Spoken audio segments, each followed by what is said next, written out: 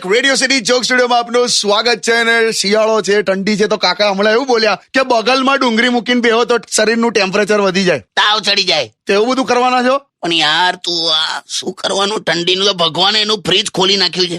બહુ લાગે છે યાર. થાય એવું ડાયાબિટીસમાં. બે બાથરૂમનું નહીં કેતો ઠંડી લાગે એમ કઉ છું. પણ યાર જોને 2-3 દિવસથી તડકો પણ નથી નીકળતો. તે પણ ઠંડી છે એટલે કોઈ જ બહાર ના નીકળે, સુરત પણ ના નીકળે, બધા ઘરે રહો. પછી કઈ નહીં, મસ્ત રજાઈમાં પડી રહેવાનું, ઘેર ટીવી જોવાનું. ગઈકાલે તો મસ્ત રજાઈમાં હતો ને ટીવી નો રિમોટ આમ પલંગની નીચે પડી ગયો. 14 મિનિટ સુધી ફાલતુ એડવર્ટાઇઝમેન્ટ આવતી હતી, એ બધી જોઈ કાઢી, પણ રજાઈની બહાર રિમોટ ઊંચકવા નતો ગયો એટલે નતો ગયો. ખરા છોલા તમે તો યાર. શિયાળામાં વર્ષોથી મને એકનો એક પ્રશ્ન થાય છે. શું?